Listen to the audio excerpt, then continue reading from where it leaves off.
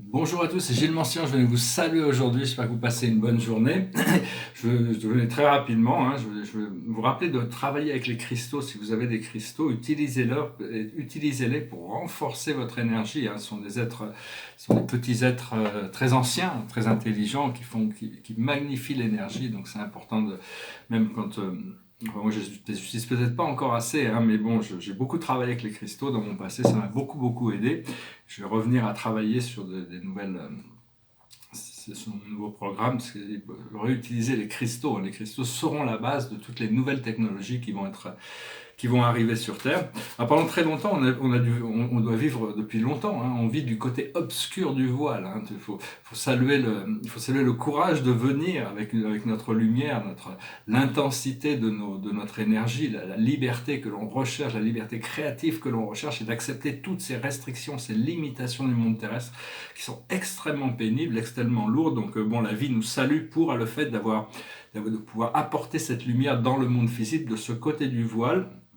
Maintenant, on va découvrir cette porte de lumière, comme dans la matrice. À un moment donné, il y a une porte de lumière, on va pouvoir passer à travers et on se réjouit. On a vraiment envie d'y passer pour se retrouver du côté lumineux de la vie, dans la 5e et 6e dimension, les plans galactiques, et on va pouvoir faire selon la vibration laquelle on est prêt, on pourra atteindre la 7e dimension, la dimension des maîtres ascensionnés.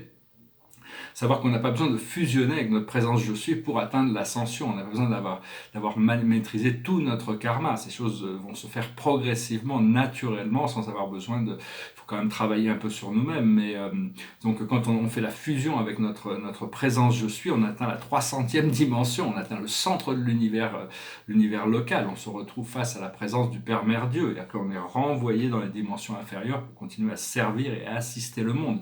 Parce qu'on est là vraiment en service à la planète. Des fois, les pressions de ma temporalité me fait dire, ouais, ça y est, j'ai fait le travail que j'avais à faire, mais la Terre me rappelle qu'elle a encore besoin de moi ici. Des fois, je me dis, bon, je connais les plans supérieurs, je sais, la vie est tellement plus expansive, tellement plus merveilleuse, que des fois, on se dit, enfin, on a besoin d'intégrer, c'est ancrer ces énergies sur Terre, ce qui n'est pas toujours facile. Donc, il faut accepter le rôle du bodhisattva, le rôle de l'avatar, de l'enseignant, pour venir assister l'humanité. Et parce qu'on a choisi de venir pour assister tous ceux qui ne sont pas encore réveillés. Et, euh, et donc c'est un procédé qu'on a choisi. On a choisi de participer à ce procédé. Savoir que ce que l'on veut, c'est développer plus d'amour. L'amour, c'est un peu comme l'eau, c'est un flot, ça coule, ça doit couler. L'eau, quand elle est bloquée, elle stagne et elle devient croupissante. Donc il faut vraiment, on ne peut pas enfermer l'amour. L'amour ne peut se réaliser que quand il est partagé, que ce soit partagé avec notre source, partagé même avec notre conscience, partagé avec quelqu'un d'autre, partagé avec quelqu'un intimement, amicalement, professionnellement, partagé avec les arbres, avec les oiseaux, avec le soleil, c'est-à-dire qu'on a toutes sortes de miroirs et de réflexions qui sont là pour nous aider à pratiquer l'amour. Donc l'amour, c'est comme l'eau, comme Lao Tzu, notre ami Lao Tzu qui disait l'eau est très proche du Dao, très proche de la vérité, elle coule toujours vers ce qui est le plus bas, elle va dans des endroits que personne ne veut aller, où personne ne veut aller. Ce magnifique poème, je crois que c'est le poème numéro 8 dans le Tao Te Ching, je vous invite à lire le Tao Te Ching, c'est un recueil de poèmes, de 81 poèmes, qui sont très spirituels, il a été écrit il y a plus de 3000 ans, mais il reste toujours une source de sagesse incroyable. Et l'argent aussi, c'est comme un flot, l'argent doit couler. Le problème, c'est que l'argent ne coule pas, il y a beaucoup de blocages. Et donc, parce que bon, des fois, on a l'impression que l'argent, c'est un peu comme un verre d'eau. On a un verre d'eau et donc on prend une goutte d'eau, on la met là, on met une goutte d'eau et puis on se dit, oh, mon verre est en train de diminuer. Et donc, alors que ça devrait être une rivière qui coule, parce que quand l'argent arrive, ça peut arrive à nous, c'est-à-dire c'est très agréable, c'est comme et quand on l'utilise pour des choses qui nous font du bien, c'est très agréable aussi. Donc ça doit être des flots. Bon, il y a des gens qui s'intéressent pas à ces flots matériels, mais déjà bon. Enfin, ça fait partie du programme terrestre. La planète a été monétarisée jusqu'au moment où on pourra se libérer totalement de l'argent, où on deviendra une société galactique. On en a besoin pour fluidifier notre existence. Moi, c'est ce qui vraiment m'intéresse. Pendant des années, je m'intéressais pas du tout à ça. J'avais tout ce qu'il fallait pour vivre une vie simple et confortable. Je n'avais pas absolument pas de... Je m'y intéressais, mais enfin pas maintenant. Je commence à mettre mon point focal d'attention parce que c'est la seule chose qui va pouvoir libérer ma situation présente. Et donc, des fois, je me dis, je suis dans un endroit où j'ai du mal pas vendre mes tableaux. Enfin bon, il faut que je recommence à cultiver une clientèle. Il faut que j'arrive à me déplacer, à bouger d'où je suis pour retourner dans une vraie ville où je vais pouvoir cultiver une clientèle. Et donc, ce qui correspond un petit peu, je veux dire quelques cartes avec la cash. Enfin bon, je me plains pas, c'est parce que bon, il y a cette abondance qui est là quand même, potentiellement. L'esprit me montre cette abondance qui est devant. Ça, donc, tant que c'est pas manifesté, parce que le monde physique, ce qu'on appelle la réalité, il est constamment en train de changer. Tout est en vibration. Quand on s'élève, on peut voir que tout est vibration, les atomes, les particules, tout est en. Mais ça bouge très, très, très, très, très lentement. C'est le monde qui est le plus lent alors que dans l'esprit, les choses avancent beaucoup plus vite. Alors, à la base, on a la requête. On fait des requêtes, on demande des choses. Il faut voir qu'est-ce qu'on veut vraiment. Ce que l'on a au niveau des plans terrestres, les plans de le deuxième chakra, c'est la clairvoyance. On voit clairement les choses quand même, malgré ça. Malgré les limitations qu'on peut encore avoir, on arrive quand même à voir beaucoup plus clairement les choses. Ce que l'on a dans notre centre de pouvoir, le plexus solaire, c'est l'abondance. Donc, on arrive quand même à rayonner cette abondance. Ce que l'on a au niveau du cœur, c'est la consolation. On essaie de se consoler parce que bon, il y a aussi toutes ces déceptions sentimentales qui continuent. C'est toujours une sorte de déception sentimentale. Moi, je ne vous le souhaite pas. Mais enfin, moi personnellement, je me dis, je suis venu pour vivre cette vie, pour régler des comptes karmiques avec des femmes sur lesquelles j'ai peut-être parce que les déceptions sentimentales, c'est ce qui est le plus douloureux quand même. Enfin, ce qui est le plus dur à gérer de toute manière. Enfin bon, mais on essaie de se consoler, de trouver cet amour, cette connexion à l'intérieur de nous pour arriver à faire cette guérison qui nous permet de retrouver ce complément. Et justement, c'est ce que l'on communique, c'est la complémentarité. On cherche à se réconforter dans cette complémentarité. Ce que l'on voit, c'est l'unité devant nous, dans le 6e chakra, dans l'œil de notre esprit. Et sur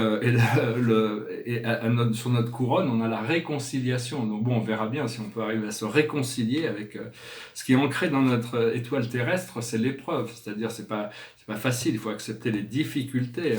Il faut qu'on passe. La manière de passer à travers ces difficultés, c'est à travers l'écoute. Il faut être à l'écoute de toutes ces de la voix du cœur qui nous enseigne toujours, qui nous montre toujours la solution, la sortie. C'est pas se laisser trop distraire par toutes ces choses du monde physique pour plus se tourner vers les potentiels du monde spirituel. Et ce qui vient de notre étoile de l'âme, qui va arriver du futur, c'est le repos. On va pouvoir se relaxer. J'espère qu'il y a des vacances qui arrivent. Là, ça fait 10 ans que j'ai pas pris de vacances. Ça va faire du bien. Enfin, j'avais pris une semaine de vacances il y a 10 ans. Mais enfin, c'est quand même assez nécessaire des fois de pouvoir se relaxer, cette pression. Des fois, je me dis, j'ai complété mon cycle sur Terre, j'ai plus besoin d'être là. Et puis, il y a la Terre qui me rappelle qu'elle a encore besoin de moi, donc je fais des efforts. Alors, je voulais aussi parler très brièvement par rapport. Bon, je sais très bien que l'homme s'occupe de l'écologie, se prenne conscience de cette écologie, prenne conscience qu'il y a besoin de respecter la planète plutôt que de la dépouiller de ses ressources le plus vite possible. Et il y a tous les enfants aussi qui se plaignent du fait qu'on n'a pas pris soin de cette partie de la vie. C'est-à-dire qu'il y a beaucoup d'inconscience. Et donc on doit saluer tous les efforts qui sont faits. Ce qu'il y a, c'est que le monde physique va très très lentement. Et c'est un petit peu comme arrêter toute cette industrie, tout ce monde militaro-industriel dans lequel on vit, c'est un petit peu comme si on essayait d'arrêter un train qui va à 200 km/h.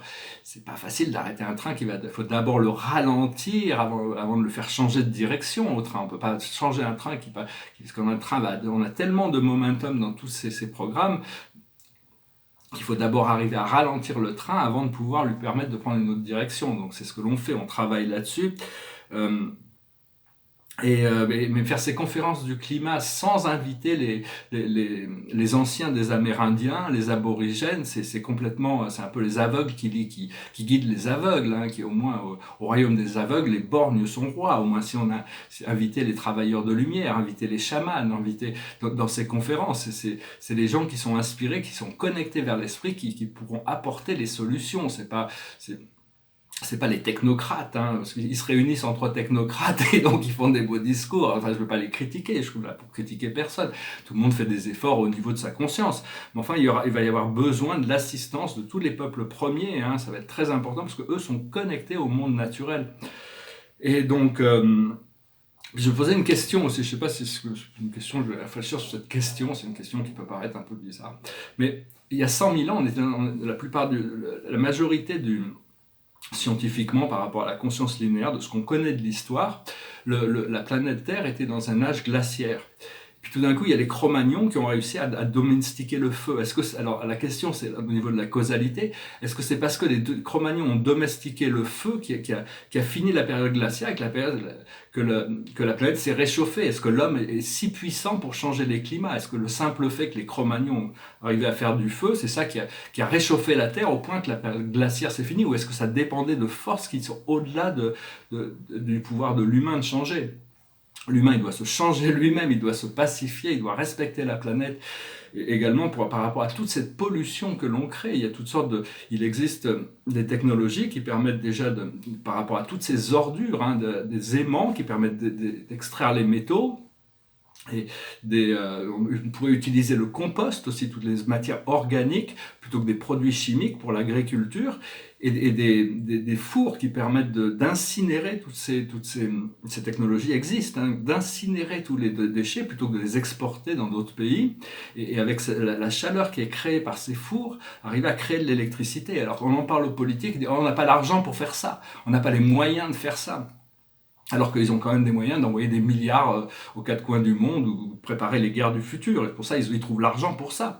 Donc je ne veux pas être critique encore une fois, mais je veux dire, il y a une nécessité de volonté politique pour adresser ces problèmes de manière à ce qu'à court terme et moyen terme, et même long terme, ça puisse commencer à être efficace. Hein. Parce que c'est pas... Des fois, je vois que les solutions ne sont pas vraiment présentes. Enfin bon, je ne suis pas là pour critiquer, je voulais juste apporter quelques idées et se poser la question, est-ce que c'est la domestication du feu par les Cro-Magnons qui ont permis à la planète de se réchauffer pour finir cette période glaciaire, ou est-ce que ça dépendait de forces qui sont supérieures et qui dépendent de cycles cosmiques Parce qu'en réalité, ce que l'on ne sait pas, c'est que le noyau de la Terre est en train de se réchauffer. C'est ça qui crée cet réchauffement climatique pour permettre Par contre, tous les dérèglements climatiques viennent du fait que l'homme est inconscient. Plus on se responsabilise, on rentre en harmonie, les climats vont se stabiliser. Le climat dépend de la condition émotionnelle du collectif. C'est connecté à l'émotion, à l'eau. C'est cette eau à l'intérieur de nous. Donc il faut essayer de se pacifier au maximum. Je chantais une chanson que j'ai pris un peu au hasard. Et donc, laissez-moi savoir ce que vous pensez par rapport à tout ça. C'est toujours intéressant parce qu'il va falloir commencer à travailler collectivement. Hein. Il y a une sorte créer des think tanks, des comités de réflexion. Derrière moi, c'est un homme bleu. Il est assez intéressant. Je le trouve assez intéressant. Il dit 001 0110. Un être galactique. Puis ça, c'est un grand tableau cosmologique. Il n'est pas très facile à voir depuis loin, mais quand on rentre dedans et qu'on regarde les détails, il y a toutes sortes de détails minuscules qui sont dedans, qui ne sont pas faciles à voir de loin, mais je pense que je ne peux pas trop toucher ce tableau parce qu'il y a trop de détails. N'importe quoi que je touche, j'efface des détails. Alors, je suis obligé de le laisser un peu comme ça. Là, je vais tirer une dernière carte. Je vais chanter cette chanson. C'est une chanson de savoir est-ce qu'on se reconnaîtrait si on se rencontrait là-haut. Bien sûr qu'on se reconnaîtrait. Ça s'appelle Tears in Heaven. Would you know my name if I saw you in heaven? Would it be the same if I saw you in heaven? I must be strong and carry on, 'cause I know I don't belong here in heaven.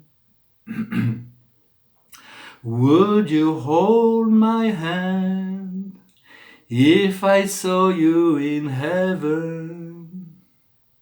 Would you help me stand if I saw you in heaven? I'll find my way through night and day, 'cause I know I just can't stay here in heaven. Time can bring you down, time can bend your knees, time can break your heart, have you begging please, begging please. Beyond the door, there's peace, I'm sure. And I know there'll be no more tears in heaven. Would you know my name if I saw you in heaven? Would it be the same if I saw you in heaven? I must be strong and carry on, 'cause I know I don't belong here in heaven. Voilà, très belle chanson, c'est Eric Clapton. Je vous remercie. Et c'est là, il dit, bon, je mérite pas d'être au ciel, mais on mérite tous d'être au ciel. Et une fois qu'on est là-bas, on va plus vouloir en sortir. Ce qu'on veut, c'est pouvoir faire descendre cette énergie, hein, parce qu'il dit, le temps nous casse, le temps nous fait tomber à genoux, hein, le temps nous casse le cœur, et on doit supplier, s'il vous plaît, s'il vous plaît. Et on sait que de l'autre côté de la porte, il y a la paix.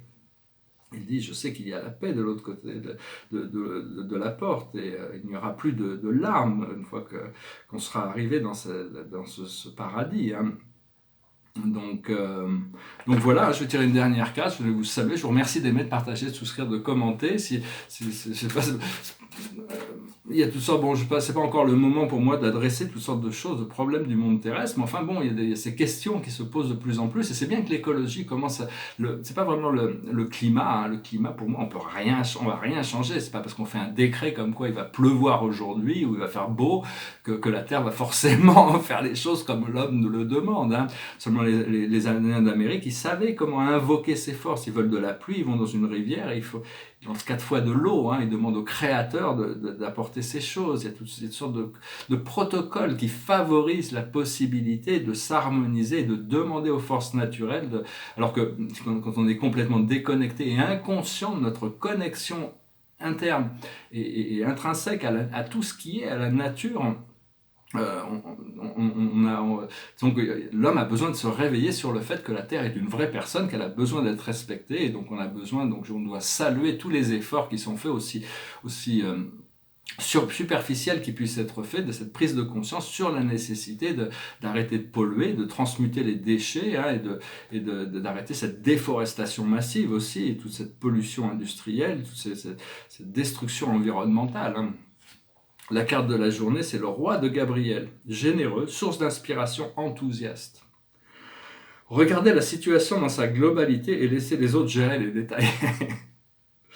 Votre expérience mène à la réussite, vous vous souciez des autres. Donc voilà, ça correspond un petit peu à cette prise de conscience sur cette nécessité de servir la planète dans son ascension, dans son évolution. Il y a besoin de réveiller l'humanité sur le fait déjà de faire la paix intérieure et de cultiver des émotions positives. Rien que ça a la possibilité de faire du bien au climat, plutôt que de continuer dans cet état catastrophique où on continue à alimenter ces flots catastrophiques en les projetant, en faisant des projections sur toutes ces catastrophes, et projeter ça à travers les médias, avec des millions de gens qui ne sont pas conscients de leur pouvoir de créateur, utilisent ces pouvoirs pour créer, pour participer à l'évolution de ces choses. Donc, enfin, tout ça reste assez secondaire par rapport à notre bien-être, notre qualité de vie, notre point d'immobilité.